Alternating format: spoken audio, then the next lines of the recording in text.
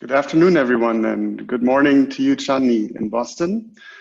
My name is Tilman Disselhoff. I am now broadcasting from Berlin in Germany. Unfortunately, because this webinar was actually supposed to be a workshop, a live workshop during our ILCN, ELCN conference in Barcelona 2 weeks ago. Obviously, this conference had to be postponed by a year. We will hopefully meet in person next spring in Barcelona. And in the meantime, we would like to welcome you to this webinar and share our ideas and insights today about the topic of how to use LIFE funding, EU LIFE funding for private land conservation. I'm honored to be joined today by two very distinguished guests, Angelo Salsi, head of the LIFE unit at the Enterprise for the Executive Agency for Small and Medium Enterprises, and Stefano Picchi, professor at the University of Bologna and a private consultant. Both have decades of experience with the LIFE program under their belt. Angelo from a managing perspective of the program, Stefano from a practitioner's perspective. Sorry, can you go back one slide? Thank you. So before we get started, I just want to briefly introduce you to the topic today. And all of you who have joined now may ask yourself, well, what exactly is private land conservation and what are we talking about today?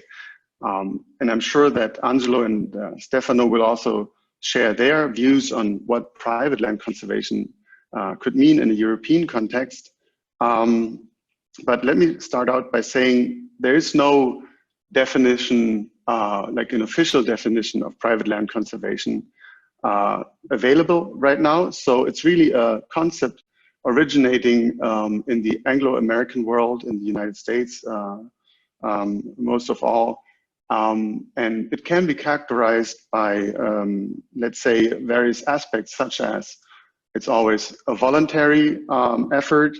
It involves private landowners, obviously, and it's typically complementary or additional to conservation efforts or obligations coming from the regulatory side. They're usually private land conservation activities, reasonably long-term activities. So the commitment is usually considered to go beyond just a temporary provisional activity. It's typically driven very much by civic society. So it's really the landowners themselves together with conservation NGOs who are in the driver's seat for that. So you can see it's a very much a collaborative approach, and it's very much bottom up. So it's very much dependent on the geographic context, on the institutional context, and on the needs and the wishes, obviously, of the private landowners themselves who get active to implement conservation measures on the land. Now, this concept has begun to gain some traction some years ago internationally, and obviously the ILCN was a big driver in that. And so we were able to start two LIFE preparatory projects. One is now being implemented by a group of organizations that you can see on the screen. It's coordinated by me on behalf of NABU, which is the German BirdLife partner, but it's really a group effort of many conservation NGOs and also land user groups in the EU. And there's a second project that I would like to mention, which is Life is Forever, which is being implemented by the European Landowners Organization. And it's really trying to involve local landowners and national landowner organizations in the same effort, and we work together very closely. Both networks or both projects have the aim to develop networking activities. So this is really a horizontal effort where we try to get the land conservation community interested and active in private land conservation connected and to exchange information. And we also try to test various land conservation tools within these projects and explore their feasibility. So that's the concept and the framework for also for this webinar. I'm very glad that Angelo and Stefano offered to share their thoughts today and their experience. And with that, I'll introduce Angelo a little bit more in detail. So Angelo has, I believe, a decade-long experience with private land conservation as well as with the LIFE program. Here's something that many people don't know about him. I think when he was a student, he did an exchange year in Iowa.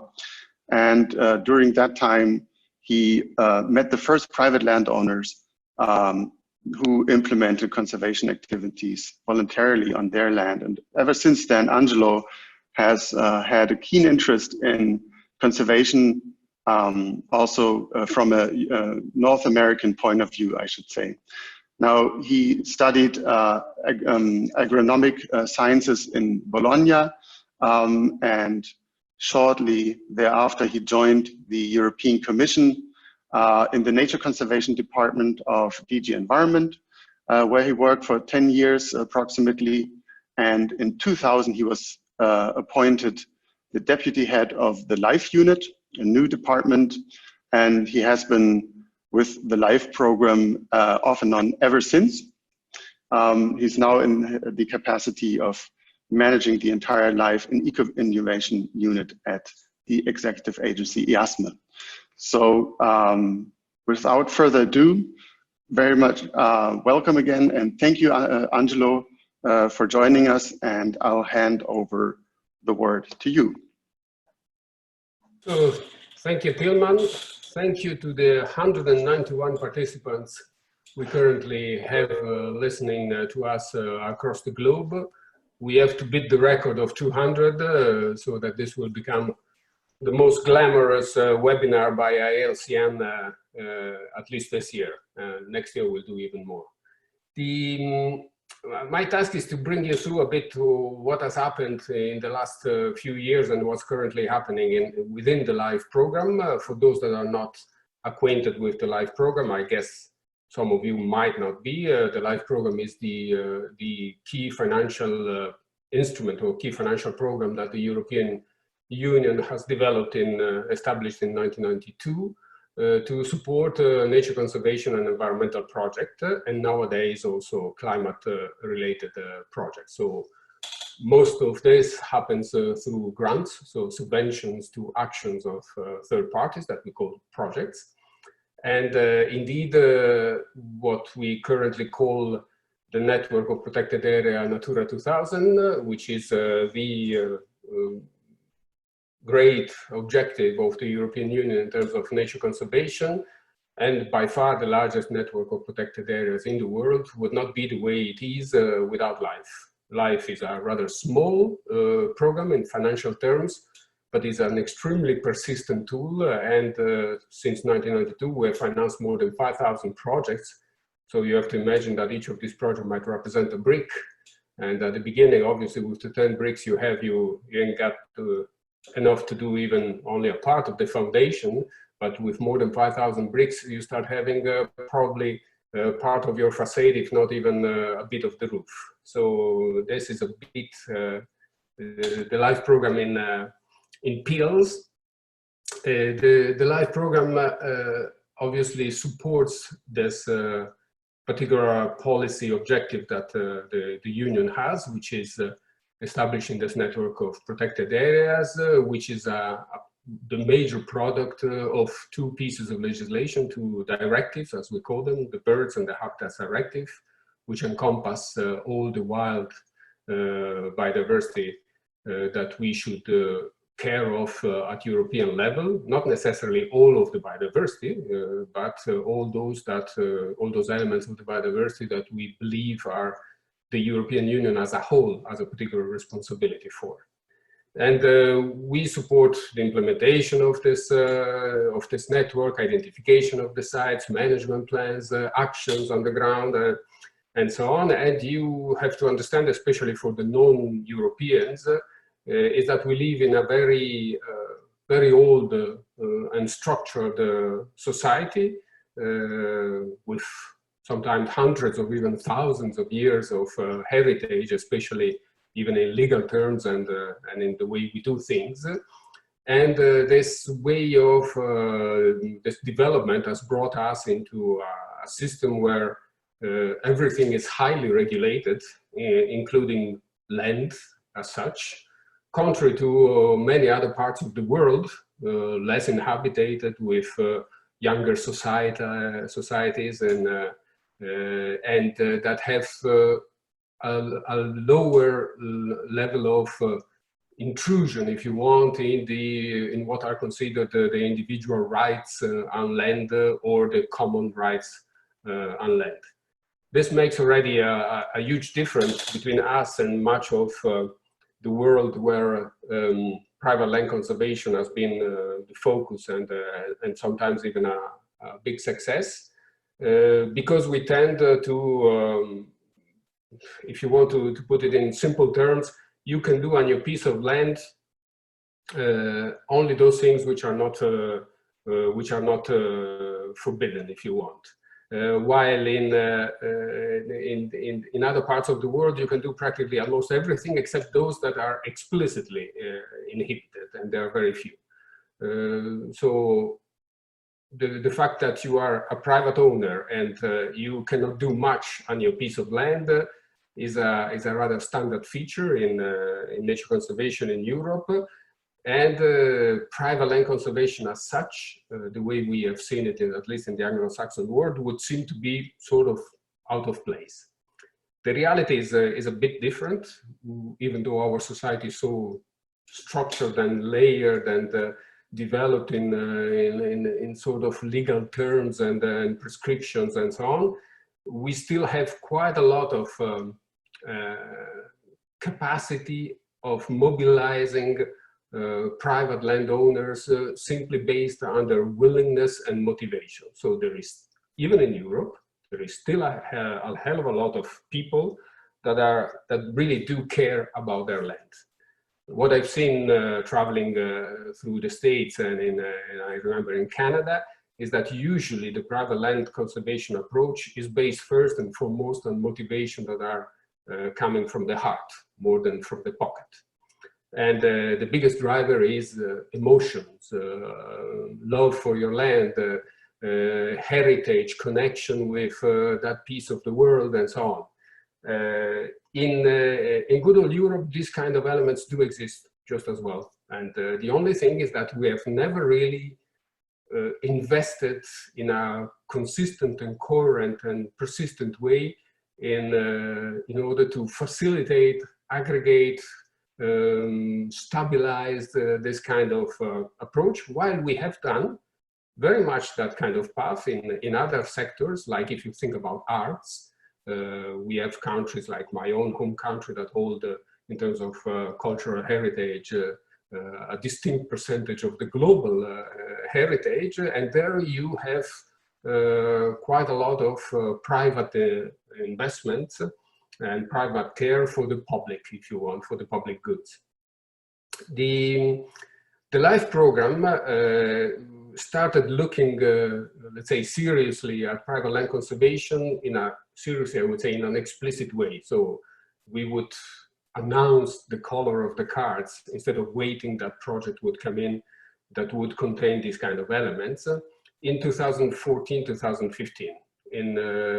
That's more or less the start of this adventure, also with friends like Jim, Laura, Tillman, Anton, and so on. And in the moment we realized that there was a very high potential, we changed a bit the narrative, and we pushed a bit on the throttle, because we wanted to use the LIFE program for what it is very good: catalyze. It's a big catalyzer, and we tried once again to use it for the same, in the same vein, if you want. In 2015, we published two very nice publications. One was written actually by Tillman, and another one was written by our consultant that are monitoring the LIFE project for us. The one by Tillman was a sort of a browse, eagle's eye on what was legally possible in good old Europe in terms of private land conservation. The work done by our consultant was digging into the project and looking to see whether there was anything like that. The interesting thing is that that work by our consultant showed that there was quite a lot of private land conservation happening, and showed also something that we knew from the start, a very high level of heterogeneity. So we had tools like safe harbor agreements, mechanism based on fiscal benefits, covenant and deed restriction, some sort of conservation easement, private protected areas, management support, property transfer, management transfer. So all these kind of tools in one way or another included some element of voluntary agreement or voluntary commitment from the private owner and some sort of return to the owners themselves.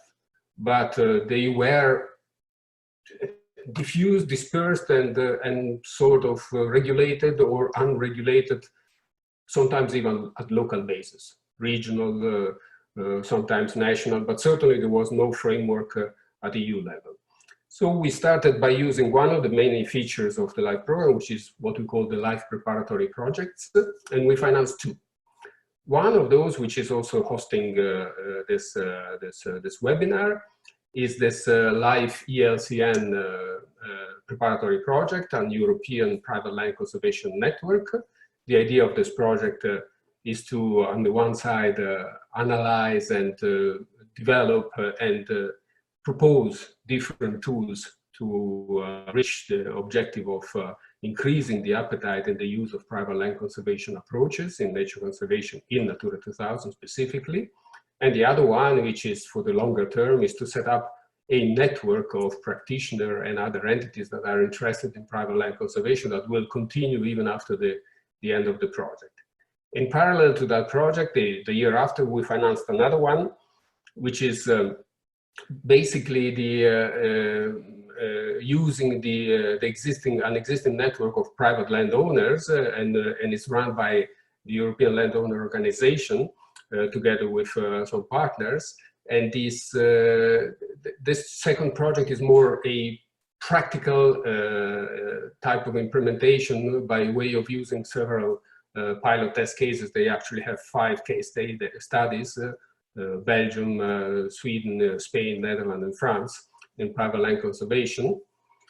So the two projects, in a way or another, they sort of cover the vast majority of the elements that would be needed to be explored in order to really develop this concept of private land conservation and to bring it at a level where Europe starts discussing about it seriously as one of the drivers for nature conservation and biodiversity conservation in Europe.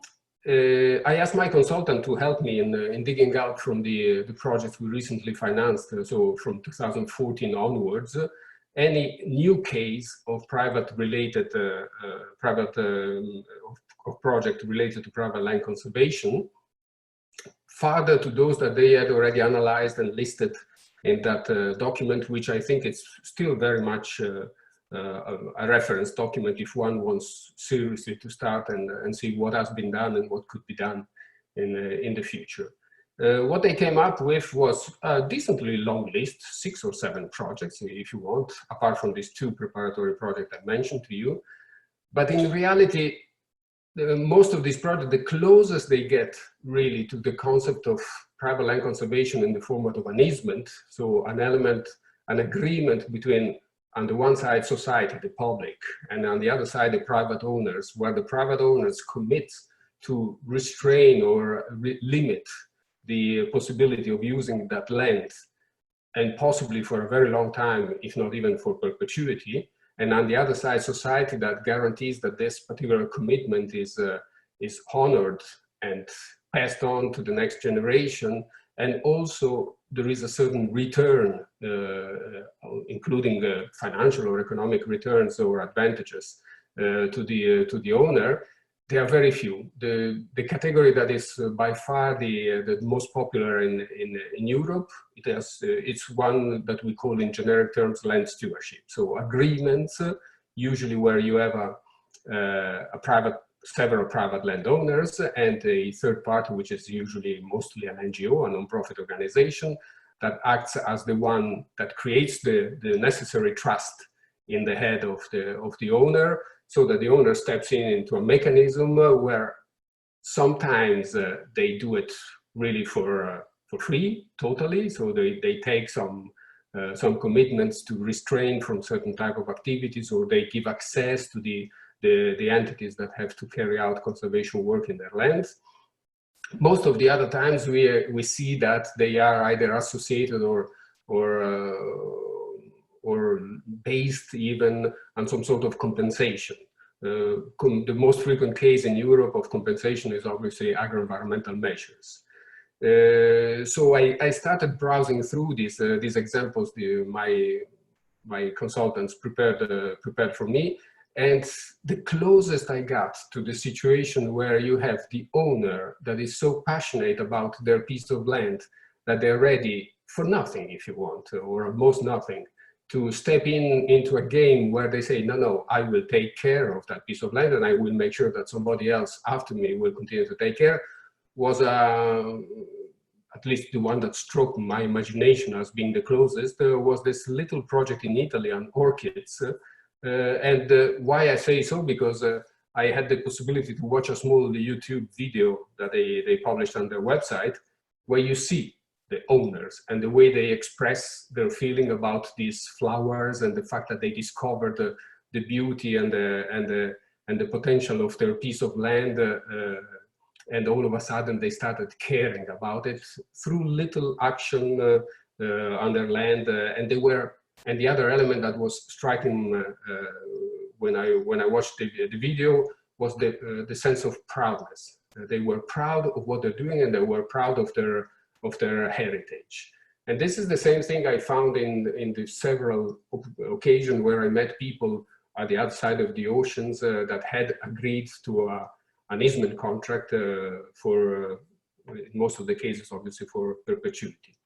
So now what we are doing currently is we keep on, in a very persistent way, insisting on the fact that people, when they start coming to a live project and they want to secure a piece of land in terms of management or for nature conservation purposes, instead of using the classical upfront solution, which is the one that has been used for a very long time and is still a very efficient mechanism, which is buying land, buying or compensating certain elements of the rights on that land for a very long period of time. They should start thinking whether there is not another alternative before that. Can I get that private landowner on my side? I know that it's very easy, and especially in certain areas of Europe, there is almost a total dichotomy between who is the private landowner, mostly a farmer or a forester, and the nature conservation world. So sometimes you really see a situation where there's almost a physical or a virtual border between these two elements of society. But we should generally start asking ourselves whether I should not consider this option first. If I discard this option, because indeed for tons of good reasons, I cannot use the willingness or the voluntary approach by the private owner to make sure that I can do what I need on that piece of land and to secure that piece of land for nature conservation, then okay, we can go revert back to the classic solution. So we are inviting the people to do that. We are insisting on the possibility to finance private land conservation in Europe, and we are currently negotiating a third preparatory project that would sort of continue these two projects that I briefly presented to you.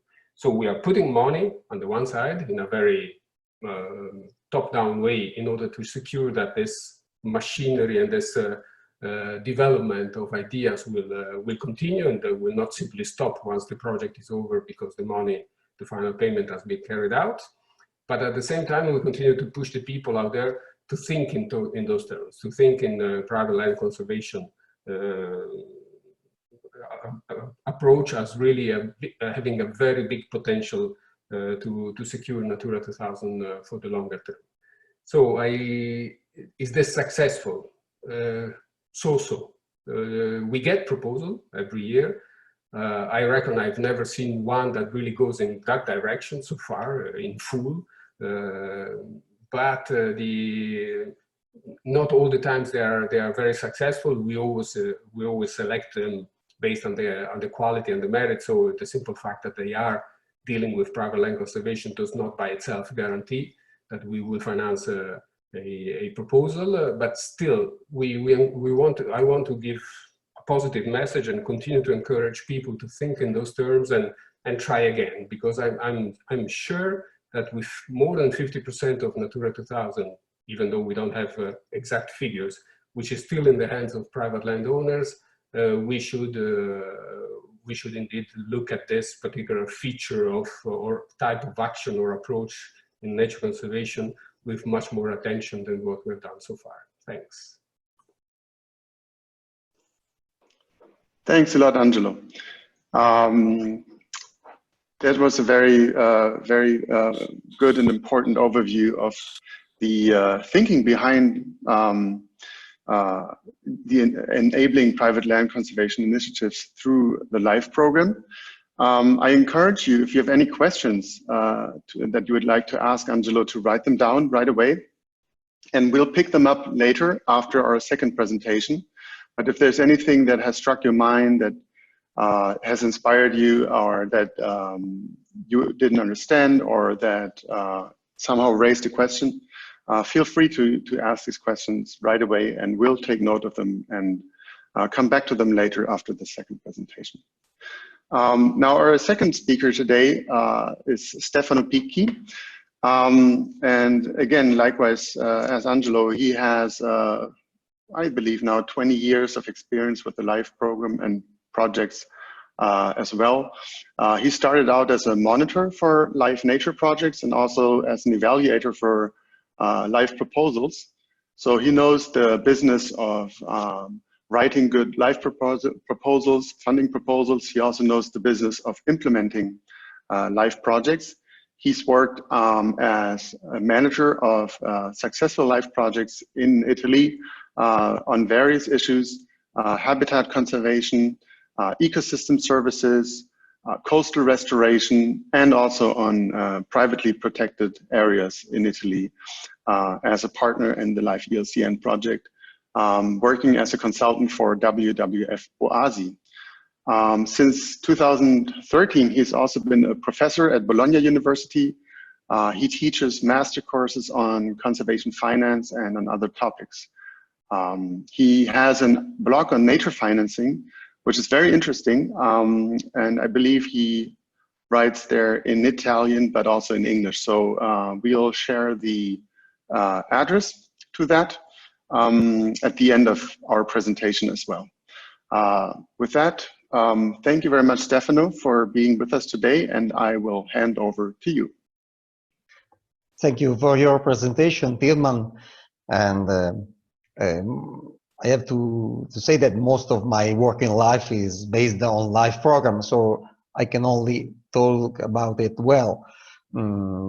These in the first slide are only some positive points. Next slide, please. The LIFE program has a good reputation. It is one of the easiest, it's not one of the easiest financing programs, but it is among the most reliable one. And so the reputation is important. And learning to write and manage a LIFE project makes it easier to apply and manage other types of funded projects. It's quite a model in the financing schemes.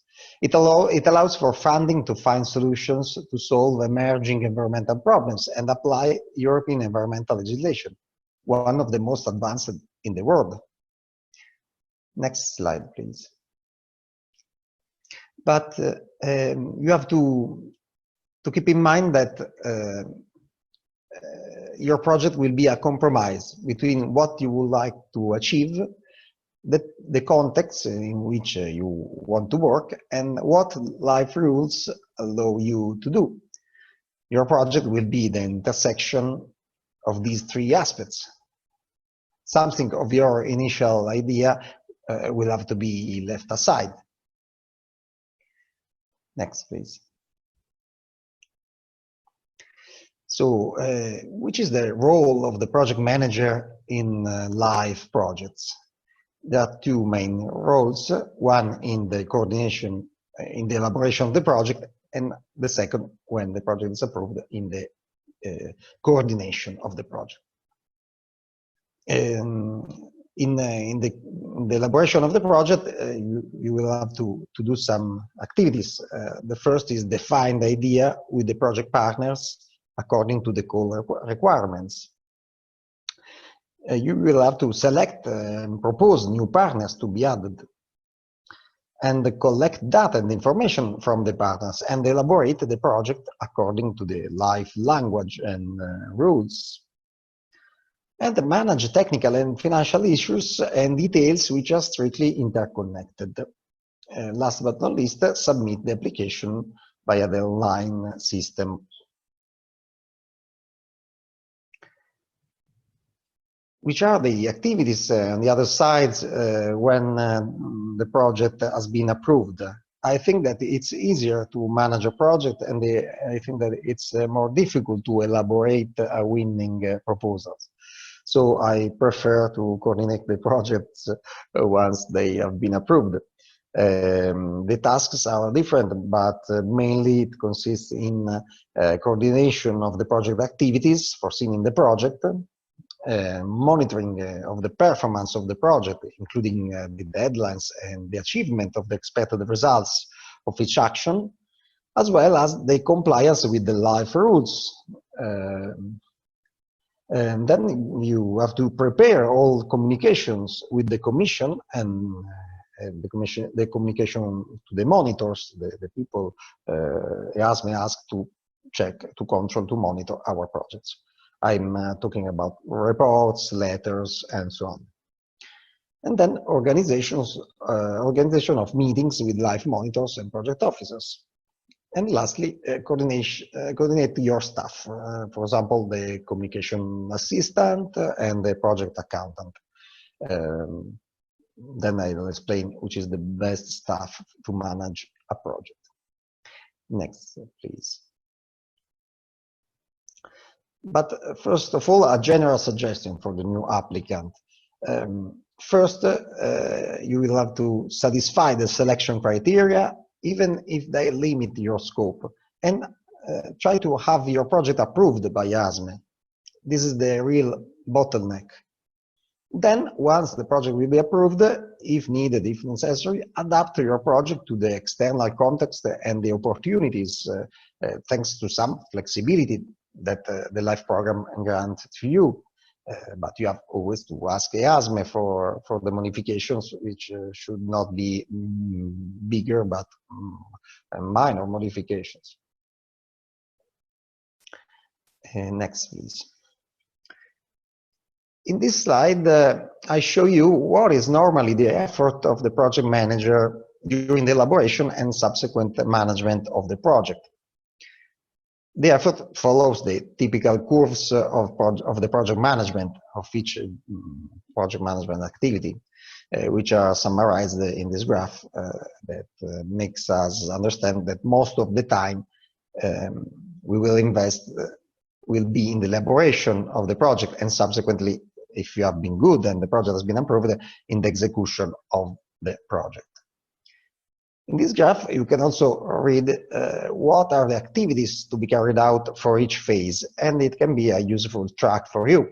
There is an initial phase, the ideation of the project, the elaboration of the concept, with the indicative budget, the preparation of the organization. Then there is the detailed planning, I mean the development of the project, the detailed schedules, the detailed budget, then the execution of the project when the project has been approved, and then the closing, the final phase to close the project and provide all the results and reports and so on. Next slide, please. As you can understand, however, it's not easy to develop a live project. I myself find various difficulties. For example, you can present a project even with only one beneficiary, but it is more frequent, and it's better, I think, to involve various organizations. Each one has different priorities and ways of working. So bring many people together is one of the difficulties. Then there is a high competition between proposals. The success rate is from 10% to 30%. So there's some competition.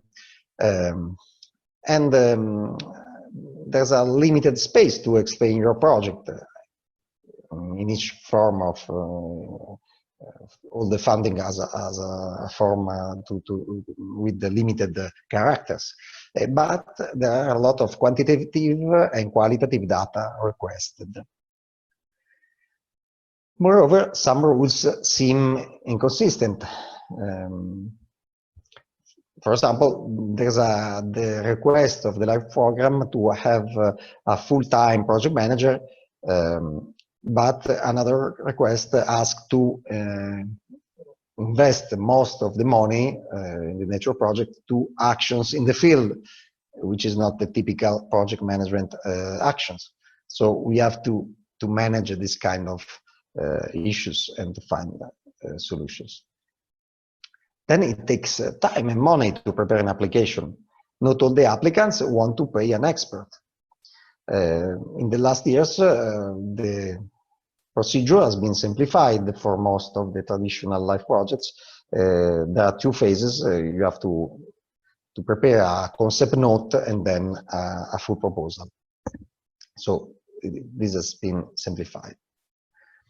And another constraint is that the evaluators have little time for each proposal. So you have to be very clear and express your idea.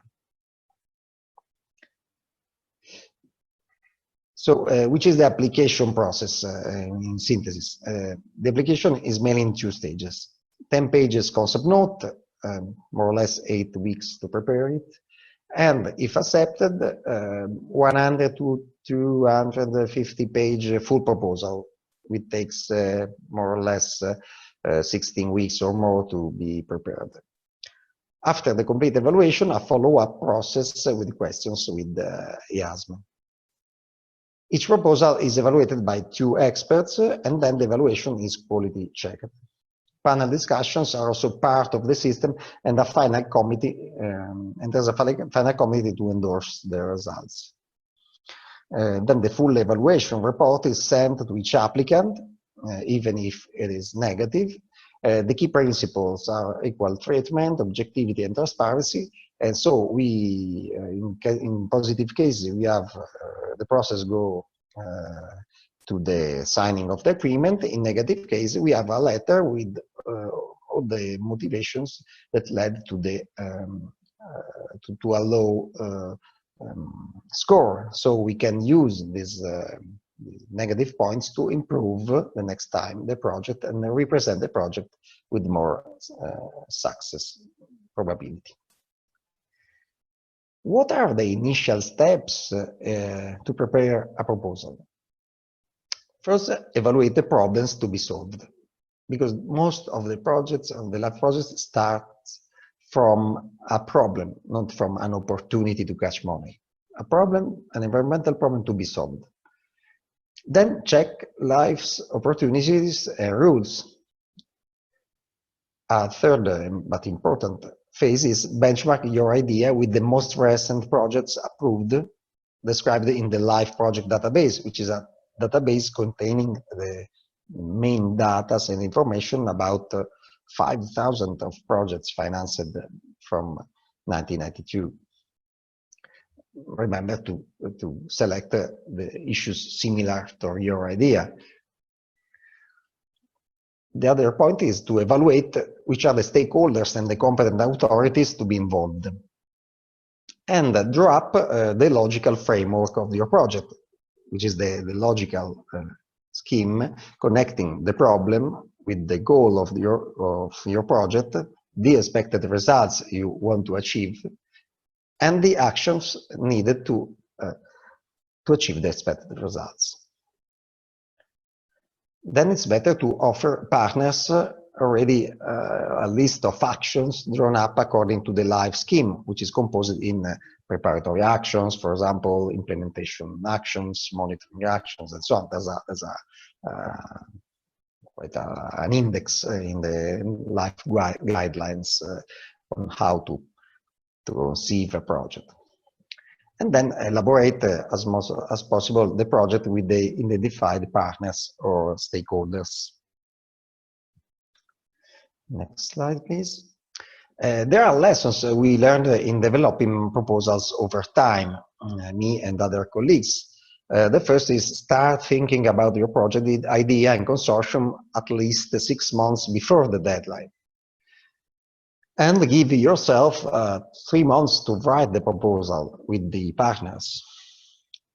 But it's important also to look for support during both the preparation and implementation phases, the support of an expert, a practitioner of EU funds or life funds to speed up the elaboration and to not to have the typical problems of the people who are not acquainted to life.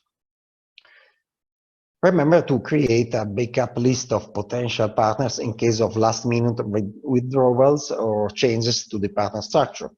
And double-check the consistency between the budget and the technical proposal. For example, number of equipments to be acquired. If you are not, it's important to check that the numeric data contained in the financial part are the same of the technical ones. The other lessons learned are the following. Partner possibly with organizations you have already worked with, or with organizations you know you can trust. Then structure the plan, the work plan thoroughly, providing partners with clear indications on what each organization is supposed to deliver. It's important also to make sure that your budget is realistic, fair, and agreed upon among consortium partners, and that you respect the best value for money, the good convenience of the project. But lastly, be very clear what you want to achieve and how you will do this. Having a clear project proposal will make it easier for the evaluators to understand what your intentions are and hopefully come to a positive decision. But what makes a successful life project today? I think, first of all, the EU added value, the fact that you want to demonstrate or develop the European policy, the environmental policy, or the environmental objectives of the EU, that your project will test on the field these principles. Then, in most of projects, the innovation, even if it's not requested to all types of projects, the innovation, the fact that or the demonstration aspect, the fact that you will apply or test the techniques, approaches not used before across Europe, that offer advantages compared to current best practice and capable of EU replicability. Another important aspect today is the longevity, the vitality, and the sustainability of your proposal. How you will maintain long-term benefits of the project. This should be built in the proposal. The actions should be built in a way that your project, once the co-financing will end at the end of the project, that your project continue to providing results.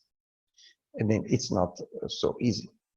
And another aspect in the last years, very important, is the replication and the transferability of your project. Remember to include actions that will replicate in other areas or transfer in other sectors, the approaches or the techniques learned, during the project lifetime. Before we saw what the limits are in drawing up a proposal, now let's see the difficulties in managing a live project. The first is always the same, bringing many people together. Staff involved by the various beneficiaries, some of whom do not know the live rules or the project, but also consultants and subcontractors. Then following the live project and the rules like a Bible, because you have a very detailed work program and very detailed rules you have to follow them. A lot of time for coordination and quality control. Additional administrative costs or time for specific reporting. The reporting is not typical, is quite different from the one you already carry out in your organization. And there's the very detailed, sometimes EU technical and financial control, and there's a need for a very detailed reporting. Another point is that more and more unexpected circumstances can slow down or force a change of course. For example, extreme climatic events, socio-economic crisis. Last year, the flood that submerged Venice caused several important problems to the live projects in the lagoon and on the seaside. And in one of these projects, when I was the project manager, we had to restructure the project to overcome the fact that some of the works were destroyed by this incredible flood.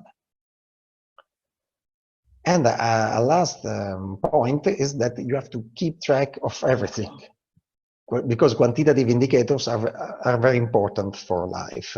Last year, in an EASM project letter, they asked the details, very difficult to answer. They asked exactly to whom we had distributed about 10,000 flyers of the project. As you can understand, it is almost impossible. Or they asked how many phone calls and emails we had sent or we have done for invite some stakeholders to a meeting. Sometimes they are quite demanding. But you don't manage a project on your own, and therefore it's better to foresee key roles already in the proposal.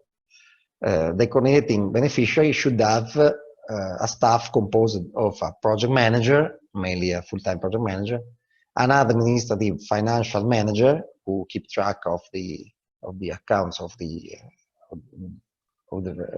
financial reporting, and a communication manager who will manage all the external communications aspects, which are very important. Now, the social impact and the fact that you have to follow also the social network pages is quite useful in communicating your project. The associated beneficiary, on the other side, should make available at least two people, a technical expert dealing with the activities the associated beneficiary is realizing, and an administrative financial expert who will keep track of the expenses of the beneficiary and the time allocated and so on. But next slide, please. But what can be the role of a private organization or landowner in a project? In my opinion, it's better to avoid to be, for the first time, the coordinating beneficiary, because the coordinating beneficiary is the responsible for the general reporting and also the coordination of the project. So it's better to select one of the other options. The second is to be an associated beneficiary, a project partner. I mean, you will have to co-finance as the coordinating beneficiary with cash or working time of your personnel and execute some life bureaucracy. So taking into account that if you have some stuff you can do easily it. Otherwise, it's better to go down in another of the following options. You can be, for example, a subcontractor. In this case, you will be full paid for the provision of services to the project. But remember that you may not be the subcontractor chosen during the project, because at least 3 offers will be compared. The last option is to be an organization, a private entity supporting the proposal, allowing the implementation of some actions, for example, habitat restoration in your area. This is the best option for small landowners that can host actions, demonstrative actions, or habitat improvement actions in their territory, at no cost, at least. But I have to come to the end of my presentation, which are the last things I want to say you. There are some aspects to be considered if you will be a beneficiary. The limited staff, if you are a little beneficiary, a little organization, remember that the limited staff needs personnel to carry out many types of technical and administrative activities. So you will be like a jolly. For private individuals, the VAT tax is an ineligible cost. So if it is not downloaded in your normal activity, it can represent an additional cost. And then working time of the company owner not always is considered eligible. But remember that participating in a project allows you to take a step forward in your environmental management. And it can advertise your organization or your products to a large public, directly or indirectly. And last but not least, it can strengthen relations with public and research bodies, the other associated beneficiaries of the project you are participating. And this is useful for other initiatives. So I hope to have cleared your idea. Thank you for your attention, and good luck. And then I'll answer when Tilman will say to me to some of the questions. Thank you very much, Stefano. There was a very, very exhaustive and complete presentation of all the aspects, the technical aspects of how to write a live proposal and how to implement the project. So some people have asked whether we will make those presentations available. And you can see that some of these questions are answered directly by our staff and by me and by the panelists in written form. Obviously, this webinar is being recorded, so you can always go back to our website and re-watch it if you want to clarify any aspects. Also, the publications that Angelo mentioned are available in the download section of our project, and the internet address is elcn.eu. So feel free to visit our websites for any further information about the documents that we have presented today. With that, I will go to our first question from the audience.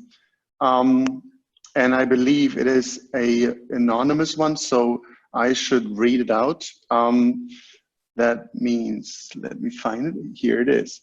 Well, what are exactly, Angelo, this is a question to you, what could be the incentives offered to private landowners in a live project to encourage them to implement conservation activities on their land? You've spoken before about the classical tools of land purchase or compensation payments.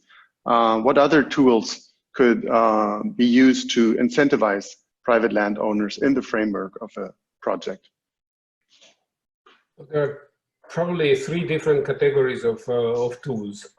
The first one, maybe first-hand less attractive, but I think probably the most powerful in the long term, is the fact that you can get in contact with somebody who has as a mandate or as a genetic nature conservation, and you will possibly build a relation of mutual trust with these people. And this is a very powerful tool, because then from the coffees that you drink with the other people, possibly the people that you like, then everything will probably derive.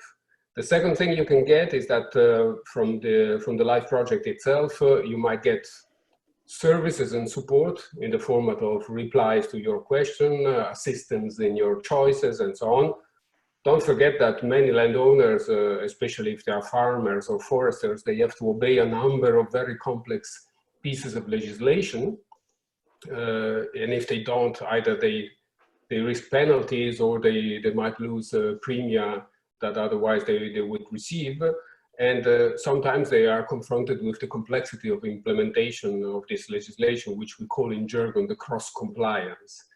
And the stepping into a live project may help you to understand exactly what is needed, and also offer you a sort of a framework in which you feel in a certain way protected, because you are in an environment where the technicalities are better understood, and the fact that you are participating actively in a live project creates also a certain credential, if you want, vis-a-vis your reliability as an actor on the land. The last piece, obviously, is the one that most of the people look immediately at, is the financial element. You can act, say, as a company, if you are a company, into the project, so any legal entity can participate in a project and therefore benefit partially from the from the EU financing. You can get, instead of acting directly in the project as a partner, you can get money as a sort of a service supplier in the project itself, because you carry out a certain number of actions on your piece of land, and therefore the project itself will support you by reimbursing part of these costs, or by even paying you based on an agreement, mostly a very long-term agreement, sometimes a short-term agreement, where you get a financial compensation for the services or restrictions that you agree to impose on your activities. A typical situation, because you mentioned the fact beyond agri-environment, I remember this project in Scotland. One of the things they wanted to do was eradication of alien species. It was mostly rhododendron. And the first eradication efforts were very expensive per hectare, and agri-environment measures were not able to step in. I mean, the premium per hectare you would receive would not be sufficient to carry out this particular action.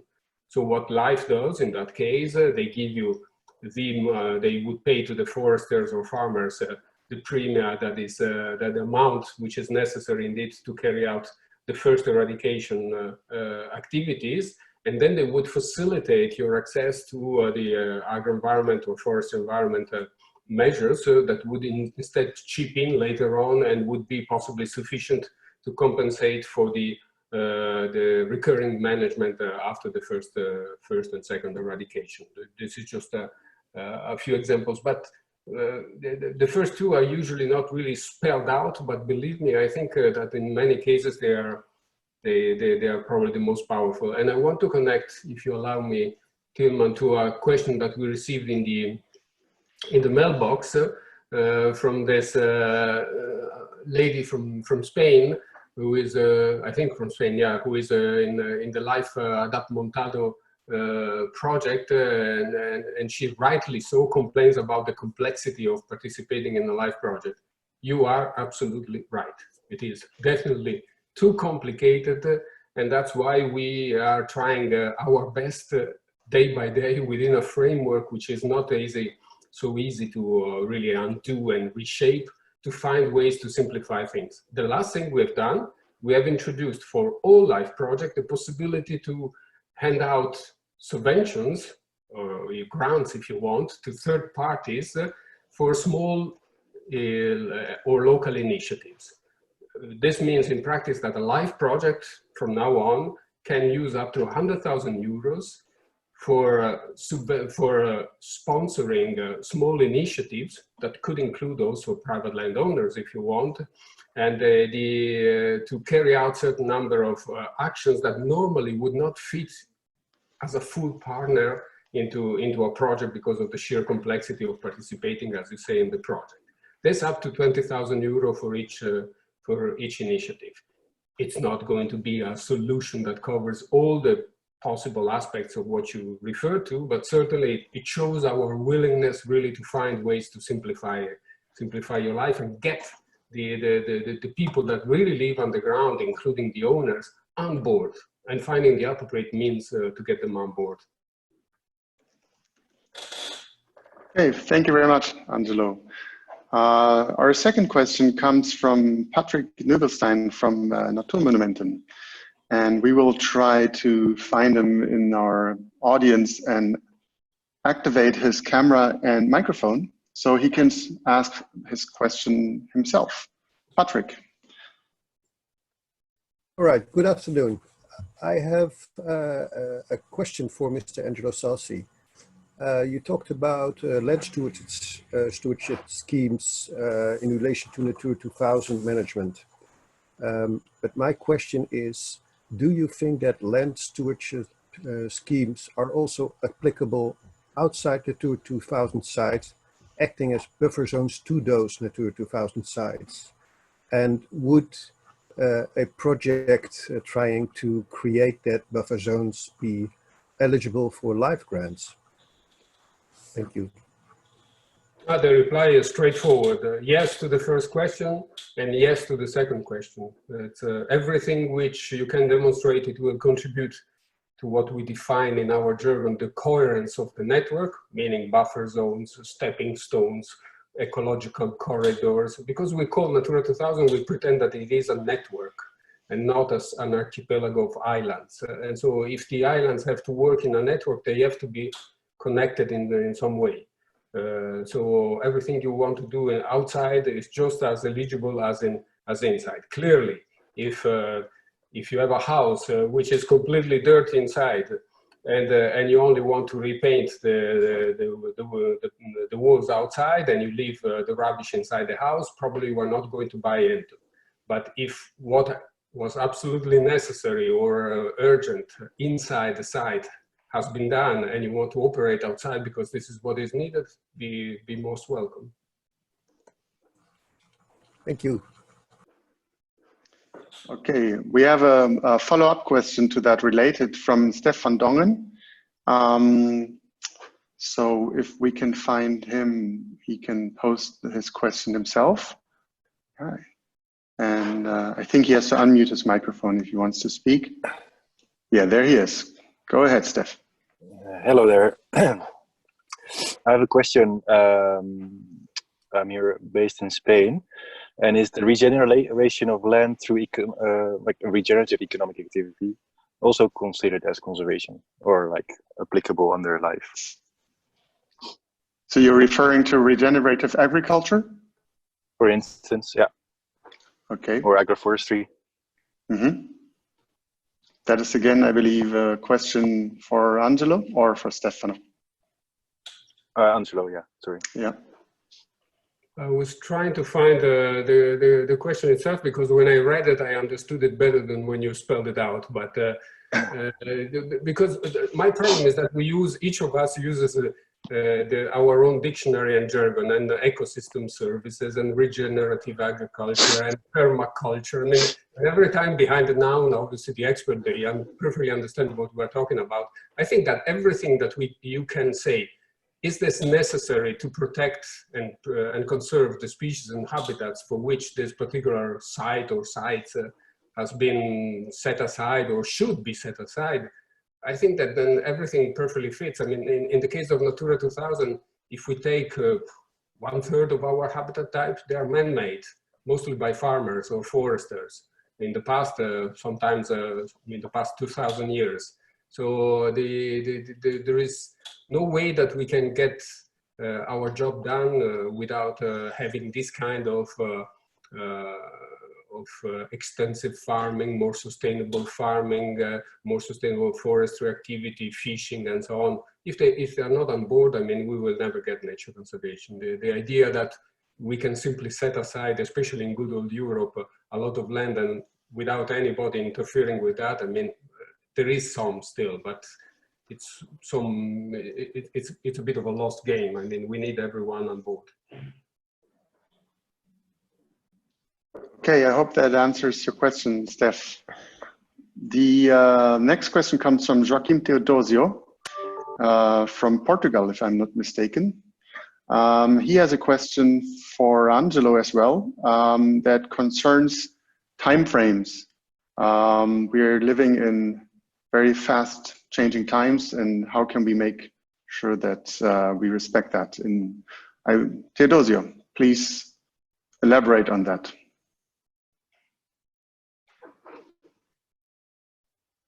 Hello. Because nowadays everything changes so fast, and we are in the middle of a completely different time now. And for some of the issues that we are working or trying to apply to projects, the guidelines from life demand a 20-year agreement with private owners, and even sometimes just for 5 or 10 is really difficult to engage people because they are afraid of the future. So 20 years is really sometimes can jeopardize the objectives of some of the actions. Do you have any comment or any thought about it? It's a tricky question. I see your point, but first we allow short-term agreements with landowners, farmers, and so on, whenever you are initiating something. So you have to demonstrate something new, a different approach, or anything like that. But if you take really a best practice approach, where you are asking them to restrain or to do something, unless you can demonstrate that you're working with some biological element of, let's say, part of our biodiversity, where the response time of that particular system, biological system, is so rapid that you don't need to wait forever, then I would say that you yourself must ask yourself, I'm ready to do this investment and to get this in this engagement, but how long should it be to pay back? It's if you do a set aside under agro-environmental measures and after 3 years you put it back into culture, I mean, sometimes you really ask yourself, why should I waste the time and the money? On the other side, I do understand that there are situations where you hope that after the first, let's say, 5 years, you can convince that farmer or landowner to continue. So that's a bit I would say that there is space for exception, but we would still probably be quite cautious in allowing very short term to go through in live projects. Okay, thank you. The next question comes from an anonymous participant, and it goes to Stefano. It says, thank you very much for this interesting webinar. Where would it be possible to find projects in which a private landowner can participate? Is there some sort of library or repository or any other type of centralized database for these kind of projects? And I would like to link this question to 2 other questions that go in the same direction. One is from Juraj Svajda. I hope I didn't mispronounce your name. Is there a database for networking or for searching potential project partners? And also there was a question on where can we find experts, consultants who can help us with the preparation of a live project. Stefano, do you have any hints for them where they can find people? The first is about projects. The first question, isn't it? The most updated site to find projects in preparation where it's possible to conversate and ask to go in is the marketplace of the Life Info Day 2020, the very successful Life Info Day that Angelo organized some days ago. There is a very good website that allows you to know a lot of project ideas and start to connect to these people. I've sent the link in the chat answering the question. I don't know if it's visible to this question. The second question is about where to find the project, live project expert. One of the techniques is to find in LinkedIn. LinkedIn is it's a social network of professionals. And the second is to ask in the LinkedIn groups dealing with the live program. There are two main LinkedIn groups dealing with live programs. I know that there is also on Facebook some groups on EU project partners, or Europrogettazione is named in Italy, European planning. And then you can ask on these groups, or a third way is to contact the project managers of the projects already financed of the last years, looking in the live database, live project database. Angelo, do you have other suggestions? No, not more than what you said. I just wanted to notice. Did you see how invasive life is? Even Stefano is turning into a blue and yellow type of. It happens after 15 years or more. Yeah, exactly. Yeah. So beware. Okay, I hope this answers your question. The next question, yes. Can I step on your toes? And oh, I'm sorry. I would like to reply to Laura, who has asked me a challenging question. I don't want to leave her without a reply. Obviously, go ahead. Laura, well, maybe she can ask it herself. Of course, we can try that. Laura Johnson. I don't know if we can unmute her. Yeah, there she is. All right, hi, Laura. Hi. Hi. And Angelo, it's wonderful to see you. I just wish it were in Barcelona and not over a screen. Me too. Me too. And this is really, really interesting. But my question to Angelo was, given the current crisis and everything that's happening in the world, and possible changes in priorities for EU budgets, what his big picture thinking is on the future of the LIFE program. It doesn't look so bad, but maybe I will be I will have to come back on this statement hope in a few months from now. So the new financial perspective for the European Union are still in the air. You can easily imagine that even though say 2 or 3 or 4 months ago we thought that a deal would be done in the moment Brexit was, let's say, managed and in a certain way out of the way, Brexit in reality revealed to be even a lesser problem confronted with the COVID crisis that now we're living through. So now the member states, they are still all discussing about what the next budget for the 7 years for the European Union will be, and life is part of that. What I heard, but clearly this is corridor gossip, is that for the moment life does not seem to be a potential target for a reduction. And the initial proposal from the Commission, which is 60% of more money than what we currently have, so we would move to 5.2 billion euros over 7 years, still holds. I don't know whether the amendment that was tabled by the European Parliament, which would have added an extra 2 billion to this 5.2, will have any chance to fly in this particular condition.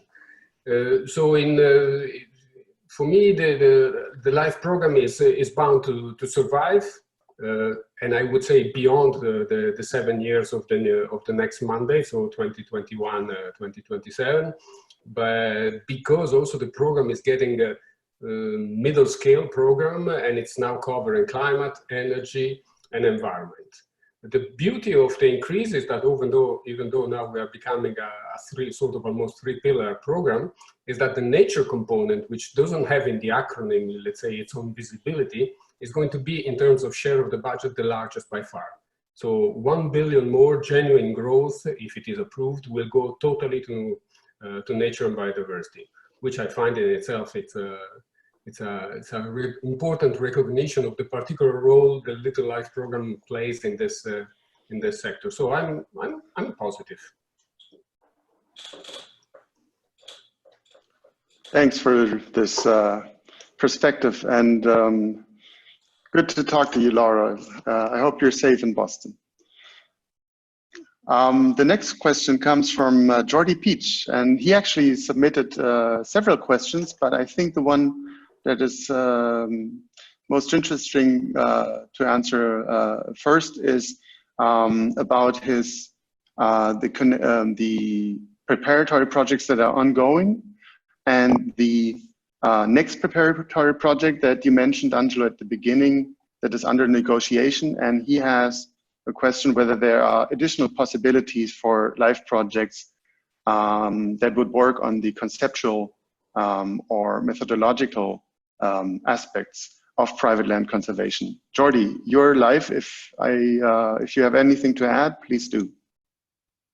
Well, probably I will basically say hello. You explained it very well. I clearly understand that there's an approach of preparatory projects connected to a live unit and of a strategy unit. But I mean, should all these type of methodological capacity building projects be within these preparatory projects, or perhaps governance and information could also be another possibility for other projects? Do you have an approach for that altogether? Thanks. I think we discussed both with the ILO people, so their preparatory project, as well as the Tillman and his group for the other preparatory project. I think this preparatory project, they are there to demonstrate something. Once you identify a possible promising tool, the next step, and possibly you do demonstrate, it's like coming out from the laboratory. Once the lab has been done, the typical program that steps in is live. Why? Because you have to scale it up, and possibly scale it up to a level that will deliver an impact. So let's say that, just for an example, that Tillman and company, they develop a decent piece of an agreement with a country of the European Union, and let's attempt private land conservation using this tool instead of another tool, whatever it best fit for the legislation in that country. And to do this, you need private landowners, possibly you need to set up or enhance the ability for certain actors to play the classical land trust type of activity. You have to set up a system where the local government or the fiscal authorities, they embed this kind of procedures, process, and perspective in their own way of doing. So you are in the classical governance type of structure. But there, if you design a thing like this, I think you have to come away from the classical preparatory project, which is a sort of broader umbrella project that looks at everything and does not really automatically deliver an impact by the end of it, but just creates a potential. And you have to get into the impact-driven type of project. So you take the results, or you even use results of your own, and then you step in and you say, region X, let's come on board with me. Now we revamp completely the way we do nature conservation in this place. If you do a thing like that, I think it's a perfect fit for a governance project. Very good. I hope that answers your question, Jordi. They have already done it in Catalonia, by the way. Yeah, they are the powerhouse of land stewardship and land, we need land conservation. Other regions. Yeah. The next question is actually, I want to again combine 2 or 3 questions into one, because one was by an anonymous participant, what the connection between LIFES and the Natural Capital Financing Facility. I know that this theirs has been co-sponsoring effort in the past, so maybe Angelo, you can say a few words about that.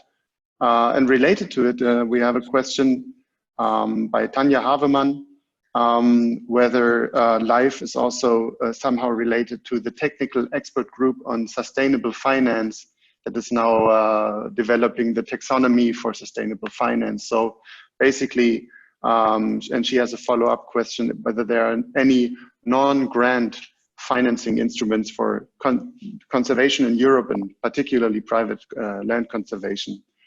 So maybe you can say a few words about that. Well, on the TEG, so on the taxonomy, we were contacted by the Directorate General who is responsible for developing this, who was responsible for developing this tool. And because obviously we are a repository of projects, and therefore within our database, if you want, you can find a lot of reference to what is a green technique or what is not, if you want.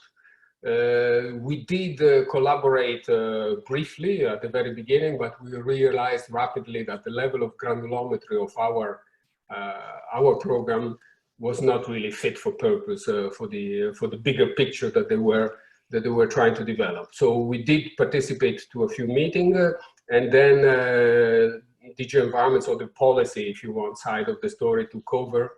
And there is, I could not say that there is a direct link or a narrative that has really evolved thanks to LIFE or where LIFE chips in. And in our application guidelines, you will find no reference to this particular taxonomy. So we have never developed a priority or a narrative to link the two things, which does not mean that we do not support these kind of things, because we do have quite a number of projects, especially in the sector of climate.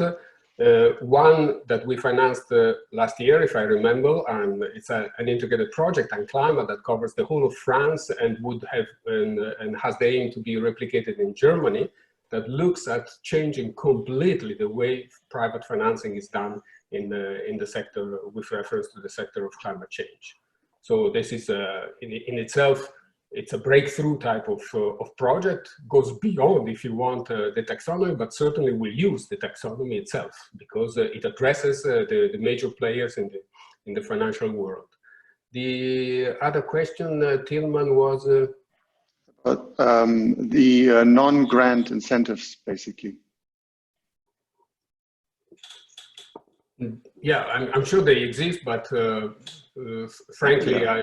I would be silly to pretend to have any expertise on that. But there was a first one that you...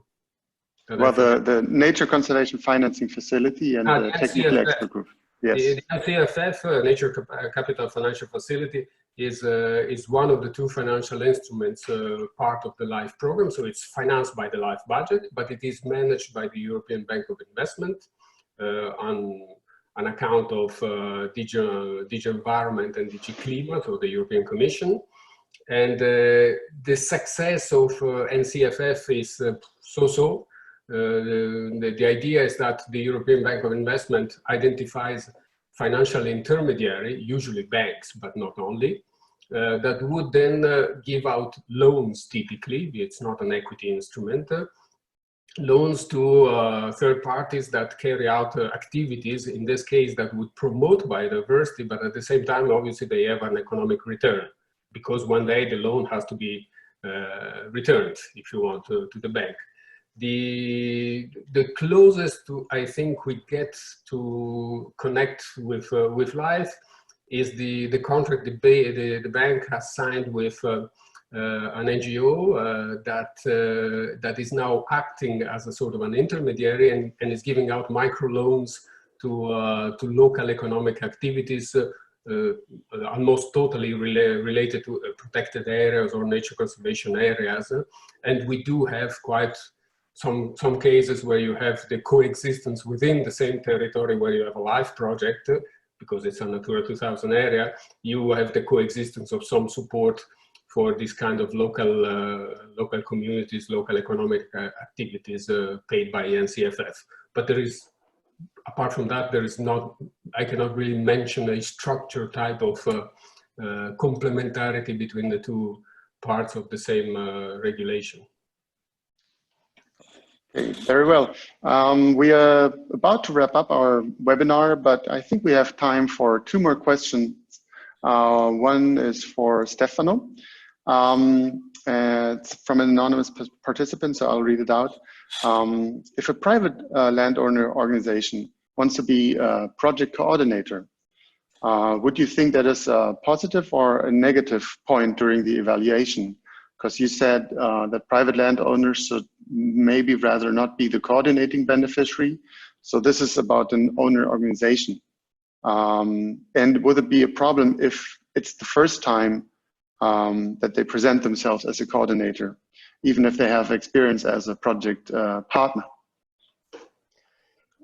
I think that each project coordinator has to show that it has the necessary technical and financial capability to carry on the project and manage the project.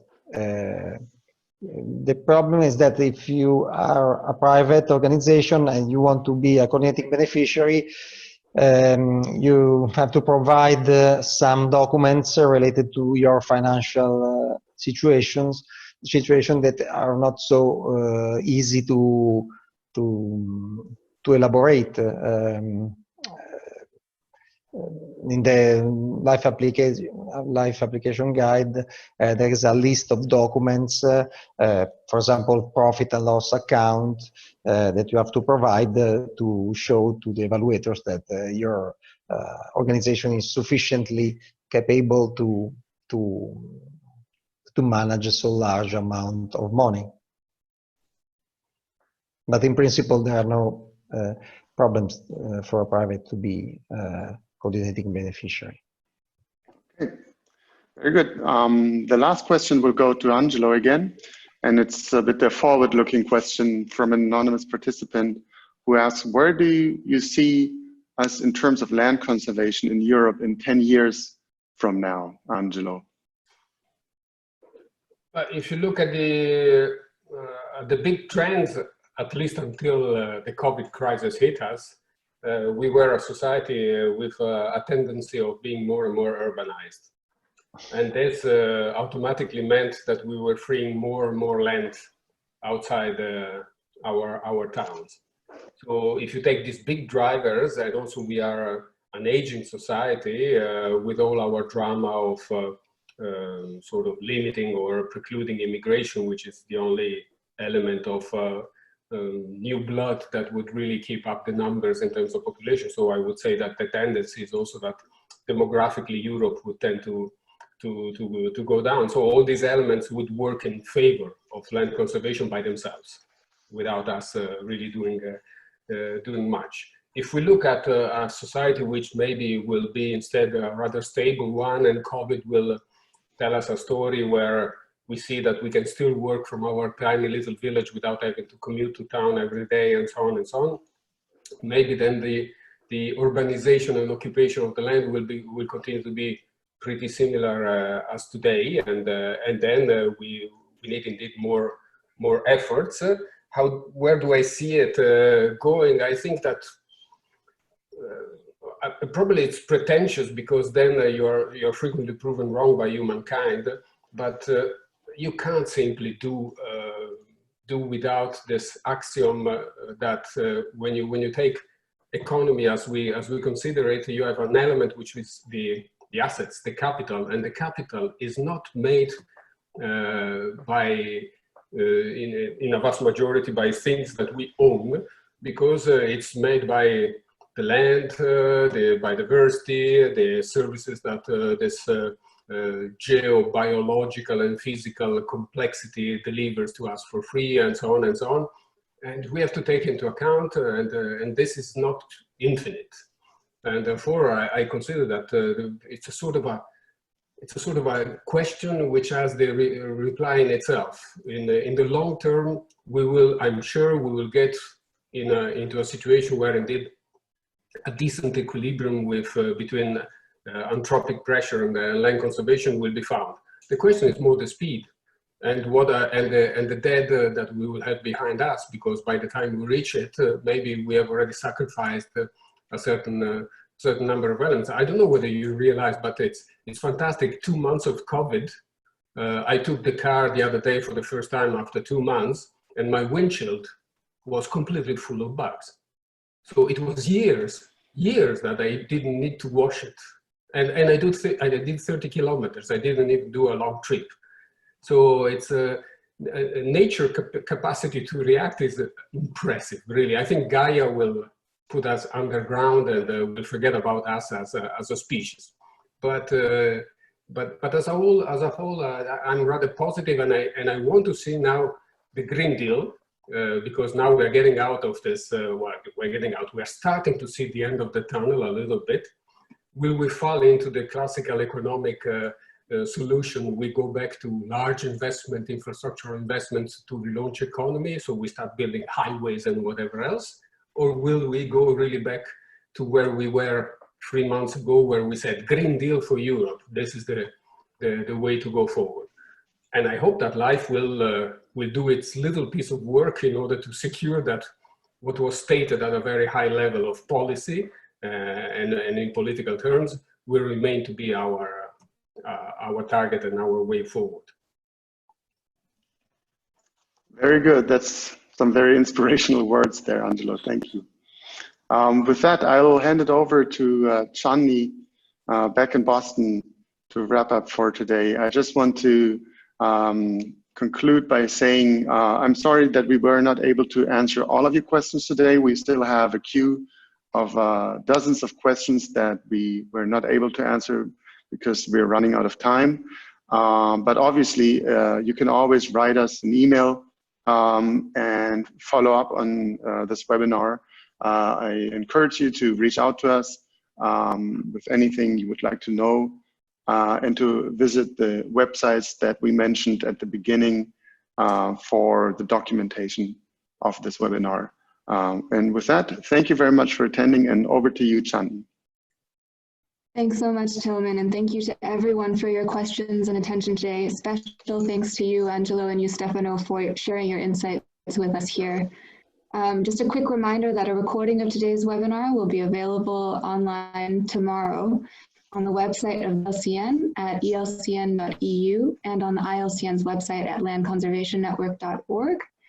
As you know, this is the fourth now of what will be a weekly webinar series for over coming weeks. And so before we adjourn, I'd like to invite you to join us again next Wednesday for the following session of the ILCN and ELCN's 2020 webinar series. The title of the webinar for next week will be Utter Opposites, Conservation in a Commercial Farming Context. The session's going to explore how and why farmers are succeeding in combining biodiversity and nature conservation with well-run, modern and economically sustainable farms. And it will feature speakers from New Zealand, the United States, and the United Kingdom. So I hope to see you there. And with that, we are now adjourned. Thank you so much again, and take care.